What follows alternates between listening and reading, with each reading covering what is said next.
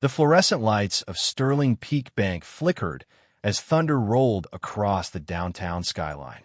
Inside the marble lobby, rainwater dripped from the torn sleeve of a man's flannel shirt, forming small puddles on the polished floor.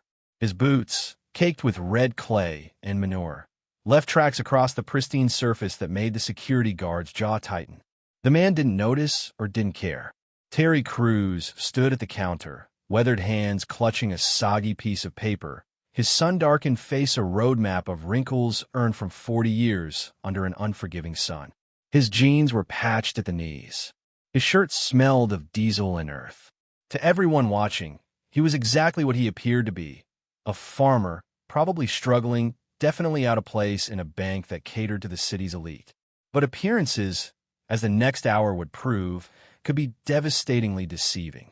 In his private office on the 23rd floor, a polo tram was about to learn the most expensive lesson of his career, and it would begin with laughter. Welcome to Kindness Arena. If you believe in kindness, second chances, and unseen connections that change lives, please help me prove something wrong. My mother said I wouldn't even reach 1,000 subscribers. Help me show her that stories like this matter and deserve to be heard by hitting the subscribe button, liking the video, comment your thoughts, where you're watching from, and share it with someone who needs it to stay motivated. Your support keeps these powerful, true stories alive.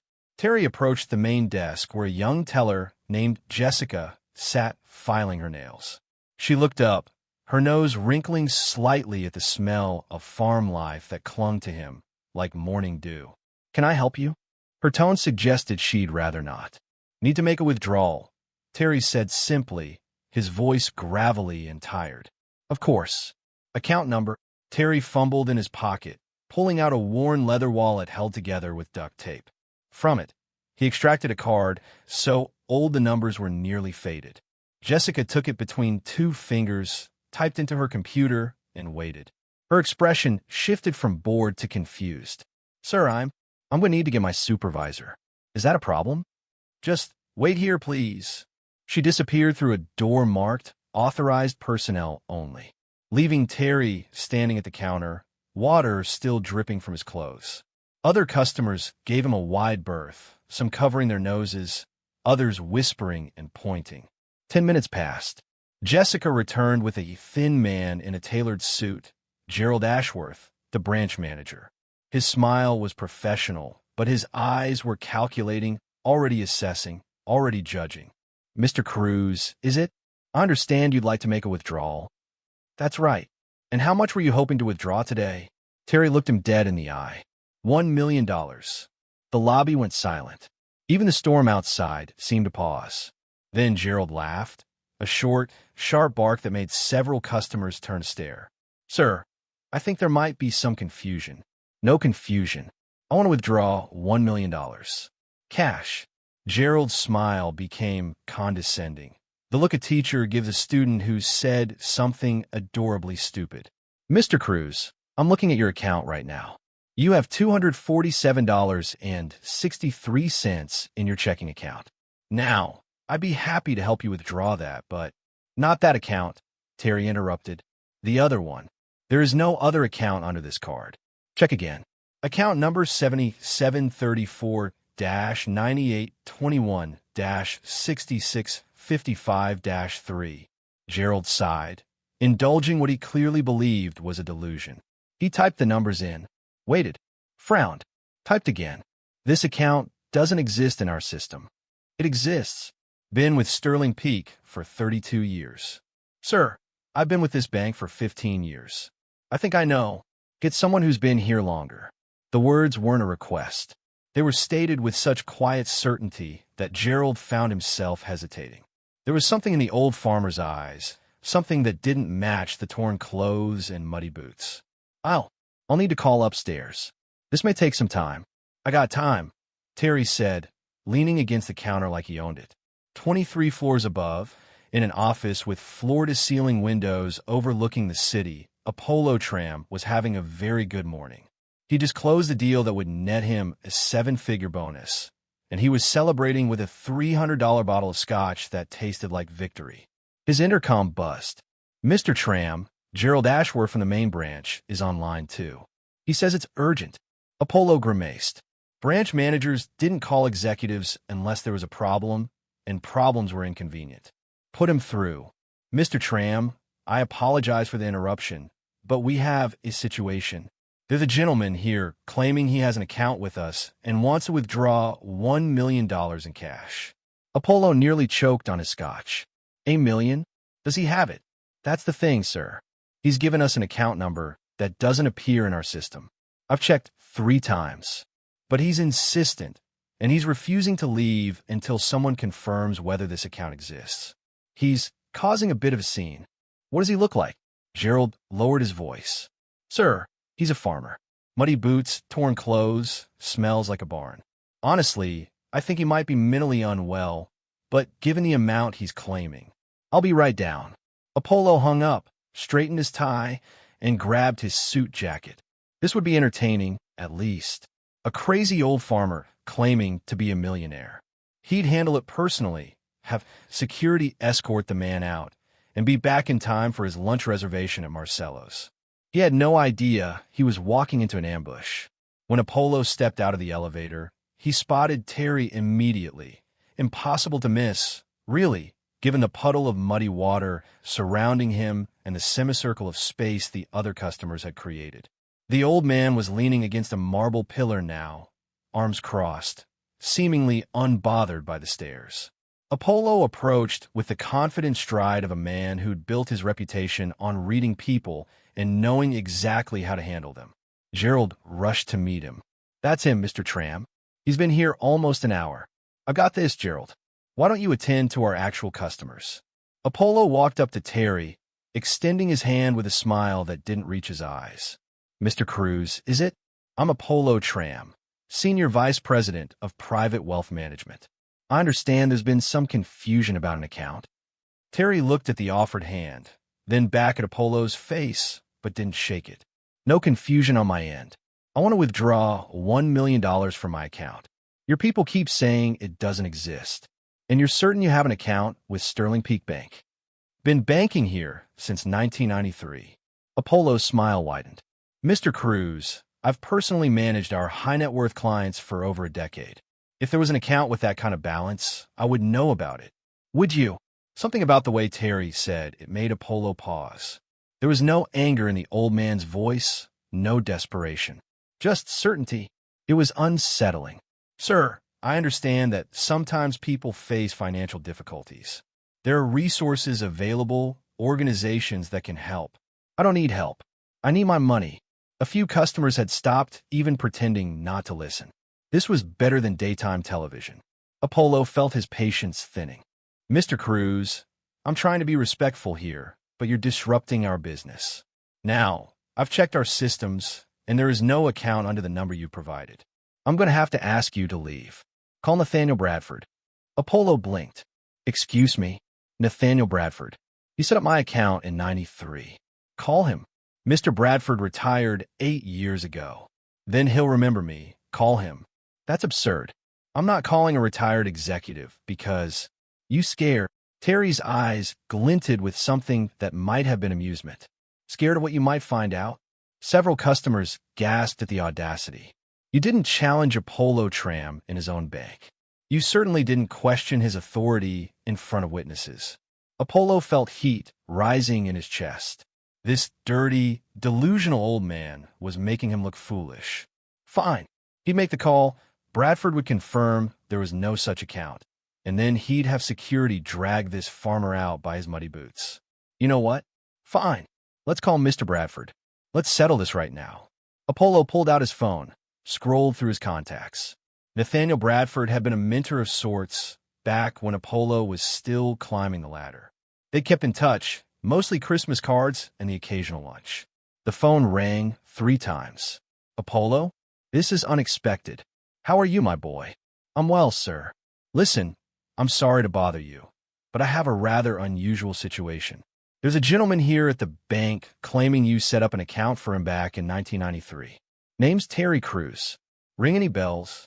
The silence that followed lasted 3 seconds, but it felt like an eternity. When Bradford finally spoke, his voice had changed completely.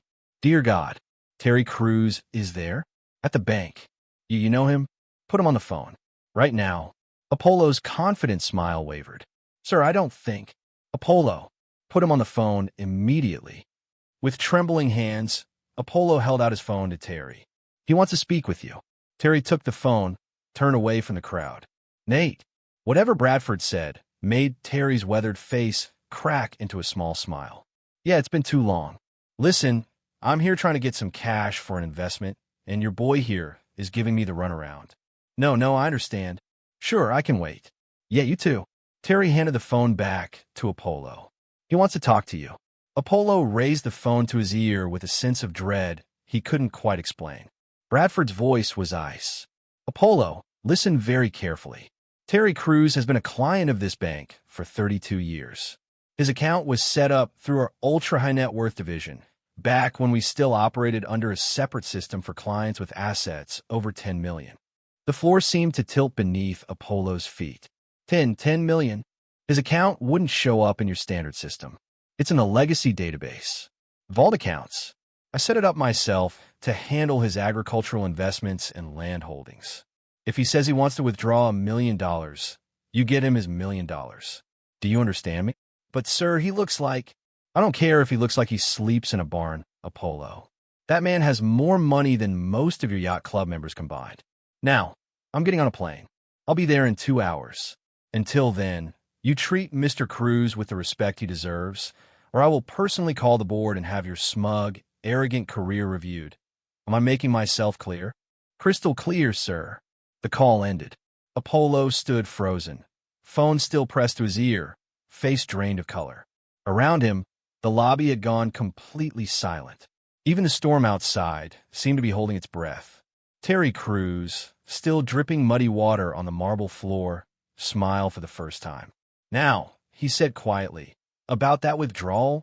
Apollo's hands shook as he typed the access code for the legacy system, a database he'd only heard about in passing, a relic from before the bank's digital transformation.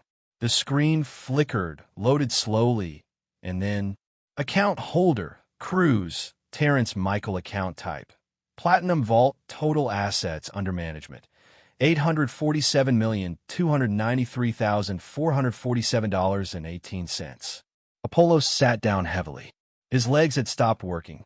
$847 million. The farmer standing in his lobby, the man he'd almost had thrown out, the man whose muddy boots had made him wrinkle his nose in disgust, was worth nearly $1 billion. Problem? Terry asked from the doorway of the private office, where Apollo had retreated to verify the account. Mr. Crews, I sincerely apologize for. Save it. Terry walked in, sat down in the chair across from Apollo like he owned it, which, given his account balance, he essentially did. I get it. You saw what you expected to see. A rich man sees a poor man and assumes he knows the whole story. It's inexcusable. I should have. You should have listened.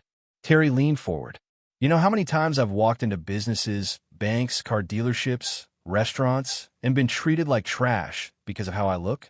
You know how many times people have assumed I can't afford something, that I don't belong, that I'm wasting their time? Apollo couldn't meet his eyes. Hundreds of times, Terry continued. And you know what? I let them. Because it tells me everything I need to know about a person. You failed the test, Mr. Tram. Not because you didn't recognize me. Nobody knows what I look like, and I prefer it that way. You failed because you treated another human being with disrespect based solely on their appearance. You're right. Absolutely right. If there's anything I can do to make this right, there is. Terry pulled out a small notebook from his shirt pocket, flipped it open. I need $1 million in cash. But I also need information. Anything. I'm looking to make some investments. Agricultural technology, sustainable farming initiatives, rural development projects. I need the names of your analysts who work in those sectors. The good ones, not the ones who will try to steer me toward whatever makes them the biggest commission. Apollo scrambled for a pen. I can have our entire agricultural investment team ready to meet with you by this afternoon. I don't want a team. I want names of individuals who actually know what they're talking about. People who've worked with farmers, not just read about them in reports. I'll compile a list personally. Good. Terry stood up. Now, about that $1 million. I need it by 2 p.m. Can that happen? Mr. Cruz, a withdrawal of that size requires advance notice, security protocols, coordination with the Federal Reserve. Terry raised an eyebrow. But for you, sir, I'll make it happen. I'll personally ensure the cash is ready. Appreciate it. Terry turned to leave, then paused. Oh, and Apollo? Yes, sir. That young lady at the front desk, Jessica. She treated me decently and didn't make assumptions. I'd remember that if I were you. People like her are worth more than they're getting paid. Then he was gone, leaving Apollo alone with his racing thoughts and the very real possibility that he'd just made a career-ending mistake. While Terry waited in a private lounge, offered water, coffee, pastries, anything he wanted by a suddenly very attentive staff, Apollo did what any self-respecting banker would do when confronted with an ultra-high-net-worth client he knew nothing about. He researched. What he found made his apology seem even more pathetic. Terrence Michael Cruz, born 1958 in rural Alabama, started with 40 acres and a broken-down tractor inherited from his grandfather. Built it into Cruz Agricultural Holdings, one of the largest privately held farming operations in the United States. 15,000 acres spanning 4 states. But that was just the beginning. In the 1990s, while other farmers struggled with debt, Terry had invested in precision agriculture technology.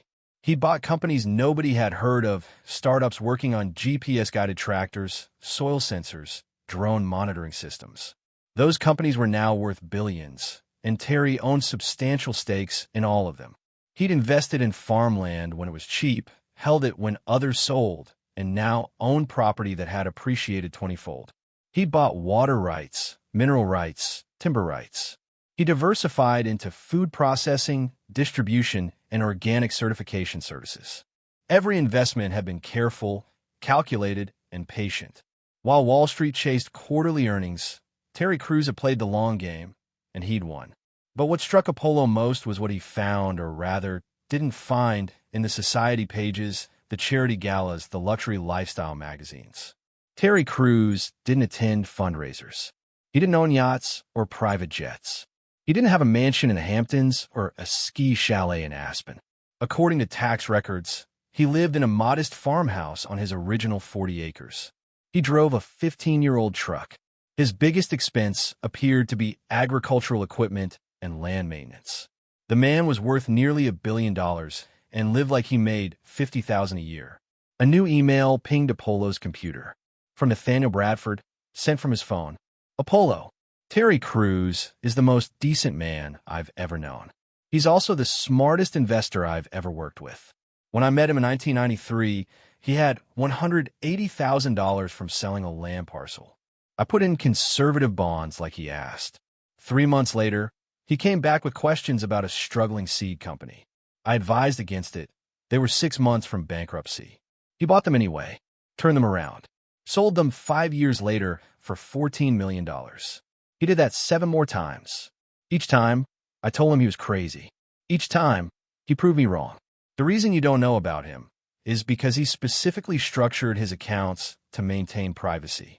No statements mailed to his home. No promotional materials. No inclusion in our high-net-worth client events. He wanted to be left alone to farm and invest. You laughed at him, didn't you? I can hear it in your voice on that call. You saw a dirty farmer and assumed you knew his worth. Learn from this, Apollo, or find another career. Nate? Apollo read the email 3 times, each word a small cut. He'd spent his entire career in wealth management, prided himself on reading people, on knowing who mattered and who didn't, and he'd failed spectacularly. The bank's secure vault looked like something from a heist movie. Concrete walls, time-locked doors, cameras in every corner. Apollo watched as 2 security guards and the head cashier counted out $1 million in $100 bills. 10,000 bills. 100 stacks of 100 bills each. It filled 2 large duffel bags. Sir, Jessica stood in the doorway. Mr. Cruz asked if he could come down to verify the count himself. Of course, bring him down. Terry arrived moments later, still in his muddy boots, still smelling of the farm. But Apollo didn't wrinkle his nose this time. He stood up straighter, showed respect. Want to count it yourself? Apollo asked. Nah, if you say it's 1 million, I believe you. Terry picked up one of the duffel bags, testing its weight. Heavy. Mr. Cruz, I have to ask, and you're under no obligation to tell me, but what's the cash for? $1 million is a substantial amount to keep in physical currency. There are safer ways to. Buying a farm. Surely a wire transfer would be more. Seller wants cash. Old-timer like me doesn't trust banks.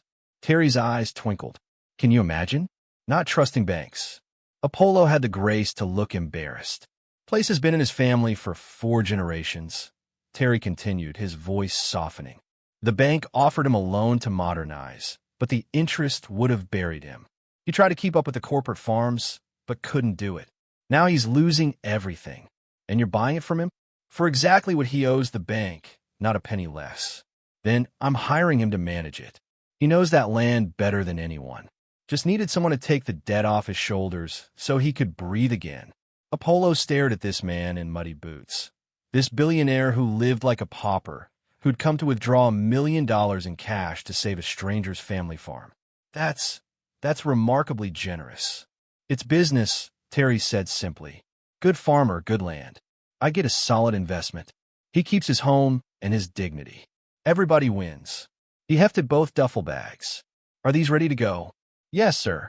Though I should mention, carrying that amount of cash comes with significant risk. We can provide an armored transport security. I'll be fine. Got my truck parked right outside. The 15-year-old pickup? Terry grinned. You did your homework. Mr. Bradford sent me some information, and I may have done some additional research on my own. Find anything interesting? I found out that I'm an idiot who judged a book by its cover and nearly insulted one of the most successful investors in the country. Well, look at that. You did learn something today. Terry started toward the door, then turned back. You know what your problem is, Apollo?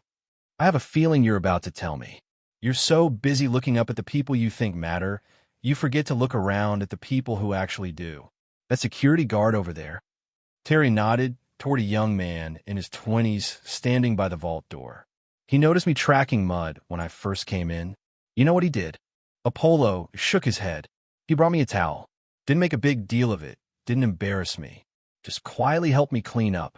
That's worth more than all your expensive suits and your fancy office. I'll remember that. See that you do. Terry headed for the elevator, duffel bags over his shoulders like they weighed nothing. At the elevator doors, he stopped. Oh, and Apollo? I'm moving my accounts. Apollo's heart stopped. $800 million, walking out the door. Not because you were rude, Terry continued. Well, not just because of that. I'm consolidating everything with a smaller bank, one that specializes in agricultural investment. They get what I'm trying to do, but I wanted you to know this isn't about revenge. It's about finding the right partners. I understand, sir, completely. But here's the thing. Terry smiled. I've got about $300 million in a charitable foundation, rural education, farming scholarships, agricultural innovation grants. Right now, it's managed by a team that means well, but doesn't really understand the industry. I need someone who's smart, willing to learn, and who's just learned a very expensive lesson in humility. Apollo's eyes widened. Are you offering me?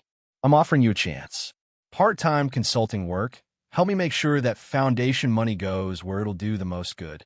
Pay's not great, maybe $60,000 a year, just enough to be legal.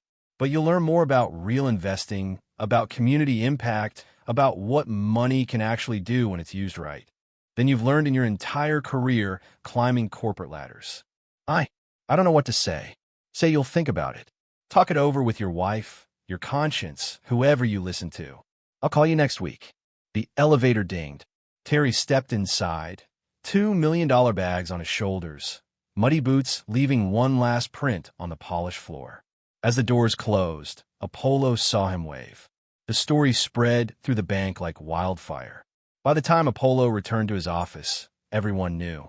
The farmer who'd been dismissed, mocked, almost thrown out, was worth nearly $1 billion. The senior vice president of private wealth management had laughed at him, questioned his account, and treated him like a crazy vagrant. Gerald Ashworth was having a panic attack in the bathroom. The other executives were already distancing themselves, sending carefully worded emails about how they'd sensed something off about the situation and had intended to investigate further. Jessica, the young teller who'd actually treated Terry with basic decency, found an envelope on her desk. Inside was a note on Terry's personal letterhead and a check for $50,000. Jessica, thank you for the kindness you showed an old farmer on a rainy day. Use this for whatever you need, student loans, down payment on a house, or just a cushion while you figure out what you really want to do with your life. One thing I've learned, people who treat others well when there's nothing to gain from it are rare. Stay rare. Terry Crews. She cried for 20 minutes straight.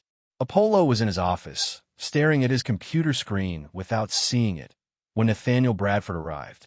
The older man looked every one of his 73 years as he walked in, without knocking, and closed the door behind him. Nate, I can explain. Sit down and be quiet. Apollo sat. Bradford took the chair across from him, the same chair Terry had occupied hours earlier. I trained you, Apollo. Taught you everything I know about wealth management, client relations, investment strategy, and you threw it all away the moment you saw someone who didn't look like your typical client. I know. I've been replaying it in my head all afternoon, and Do you know why I introduced Terry to this bank 32 years ago? Apollo shook his head. I met him at a diner in rural Alabama. While I was driving through, my car broke down. He stopped to help, got me to a mechanic, bought me lunch while we waited. We talked for 3 hours. He asked me about banking, investments, and growth strategies. Most insightful questions I'd ever heard. Bradford leaned forward. He was wearing the same thing he wore today, work boots, flannel shirt, jeans with holes.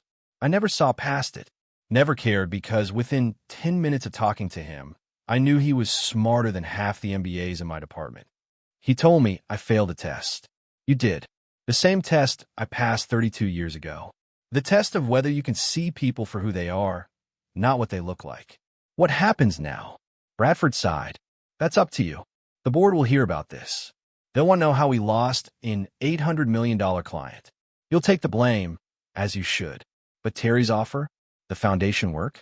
That's a gift, Apollo. A chance to do something that matters instead of just making rich people richer. You think I should take it? I think you should decide whether you want to spend the rest of your career impressing people at country clubs or actually making a difference. Terry's giving you an opportunity to choose differently than you have been. Bradford stood up. I'm retiring for real this time. I'm too old for this, and frankly, watching you today reminded me of everything I hate about what this industry has become. But before I go, I want you to understand something. Terry Crews is what we should all aspire to be. Humble, strategic, kind when he has every reason not to be. You had the privilege of meeting him, and you wasted it on judgment and arrogance. He walked to the door, then turned back. Don't waste his second chance. Apollo stood in the parking lot of a farmhouse in rural Alabama, his BMW looking absurdly out of place among pickup trucks and tractors. He'd driven 6 hours to get here, following GPS coordinates Terry had texted him. The farmhouse was exactly as the tax records described, modest, well-maintained, surrounded by fields that stretched to the horizon. A porch with rocking chairs. A barn that had seen better days but still stood strong. Terry emerged from the barn, wiping grease from his hands. You came. You asked me to. I suggested it. That's different. Terry walked over, shook Apollo's hand. His grip was strong, calloused, real. Come on, I want to show you something. They walked through the fields, Terry explaining crop rotation, soil health, water management. Apollo listened, genuinely fascinated. This was a world he'd never known, never cared to know. But Terry made it come alive, the strategy of farming, the long-term planning, the balance of risk and reward. You see that land over there? Terry pointed to a distant field. Bought that in 1987 for $12,000. Everyone said I was crazy, it was rocky, poor soil, barely grew anything. It took me 15 years of careful management, but I turned it around. Last year alone, that plot generated $200,000 in revenue. That's incredible. That's patience. That's what your world doesn't understand anymore. Everything's quarterly earnings, quick returns, fast money. Real wealth? Real success? That takes time. They reached a small pond, sat on a wooden bench overlooking the water. "I've thought about your offer," Apollo said. "The foundation work. And I want to do it. But I need to understand, why me? After what I did, how I treated you, why give me this chance?" Terry was quiet for a moment, watching a heron wade in the shallows. "You know what I learned in 40 years of farming? Everybody gets things wrong sometimes. Crops fail. Investments go south. You hire the wrong people or trust the wrong partners. What matters is what you do next. And you think I'll do better? I think you learned something. Maybe the most important lesson you'll ever learn. That you don't know everything. That appearances deceive. That respect costs nothing but means everything." Terry stood up. "The foundation currently gives away about $12 million a year. Scholarships, mostly. Good cause, but inefficient. I want to restructure it. Focus on sustainable agriculture education, microloans for small farmers, and rural infrastructure projects. Things that don't just help individuals, but transform communities. That's ambitious. That's necessary. Rural America is dying, Apollo. Small farms can't compete with corporate agriculture. Young people leave for cities because there's no opportunity. Communities that fed this nation for generations are disappearing. And you think we can change that? I think we can try. I've got the money. You got the financial expertise. Together, we might actually move the needle." They walked back to the farmhouse. Terry's wife, a woman Apollo hadn't known existed until he'd done his research, came out with lemonade and cookies. She was kind, soft-spoken, and clearly the center of Terry's world. "You're the banker who was rude to Terry," she said with a smile that was somehow warm and terrifying at the same time. "Yes, ma'am, and I'm deeply sorry about that." "Well, Terry's given you a second chance. Don't waste it." "I won't." The foundation's new office was in a renovated grain elevator in a small farming town. Apollo had taken a leave of absence from Sterling Peak Bank. They'd been happy to let him go after the cruise incident, though they dressed it up as pursuing other opportunities. He didn't miss it. The work was harder than anything he'd done before. Visiting farms, talking to struggling families, reviewing loan applications from people who'd been rejected by every traditional bank. But it was also the most meaningful work of his life. Terry had been right. There was an entire world of strategic investing, of community impact, of real change that Apollo had never seen from his office tower, and he was good at it. His financial expertise, his understanding of markets and risk assessment turned out to be exactly what the foundation needed. Jessica had quit the bank and come work with them. Her kindness, her ability to connect with people, made her invaluable. They'd already distributed $8 million in microloans, funded 3 agricultural innovation projects, and established scholarship programs at 4 universities. The story of Terry Crews and the banker who'd laughed at him had made the rounds in financial circles. It had become legendary, a cautionary tale about assumptions and arrogance. Apollo had been the butt of jokes at industry conferences, but he didn't care anymore. He'd found something better than reputation or prestige. He'd found purpose. The farm Terry had saved with that $1 million cash withdrawal was thriving. The original owner, an old farmer named Bill Patterson, managed it better than he ever had before, free from the crushing pressure of debt. The land produced organic vegetables now, sold at premium prices to restaurants and farmers markets. It was just one farm. One family was saved, but it was also proof of concept. The foundation had saved 17 more farms in the past year, created jobs in rural communities, funded innovation that made sustainable farming more profitable, changed lives. Apollo stood in a field, watching Terry teach a group of young farmers about soil conservation. The billionaire in muddy boots, sharing wisdom that couldn't be found in business schools or investment portfolios. "You look happy," Jessica said, joining him. "I am. Happier than I've been in 20 years. Think you'll ever go back to banking?" "Never. That world looks different to me now. All those people chasing status and wealth, missing the point entirely. Terry changed you. Terry showed me who I could be. The change was my choice." They watched as Terry pulled out his phone, taking a call. Even from a distance, they could see his expression shift, surprise, concern, then something that might have been satisfaction. He walked over to them. "That was Nathaniel Bradford. He's dying." "Oh no," Jessica said. "I'm so sorry. He's had a good run." 81 years, most of them happy. But he called to tell me something. Terry's eyes gleamed. Sterling Peak Bank is up for sale. Apollo blinked. What? The board of directors voted to sell. Shareholders want out. Bad investments, declining market share, scandal with one of their hedge fund partners. They're looking for buyers. Why would Nate tell you that? Terry smiled. That same smile he'd worn a year ago when he'd revealed his account balance. Because he knows I have the cash to buy it, and he knows exactly what I'd do with it. Apollo's mind raced. You'd restructure it. Focus on agricultural lending, rural investment, community banking. Change it from the inside out. Turn it into the kind of bank that actually serves people instead of just extracting wealth from them. That's ambitious even for you. Maybe, but I've been thinking about it for a while. What's the point of all this money if I don't use it to change systems?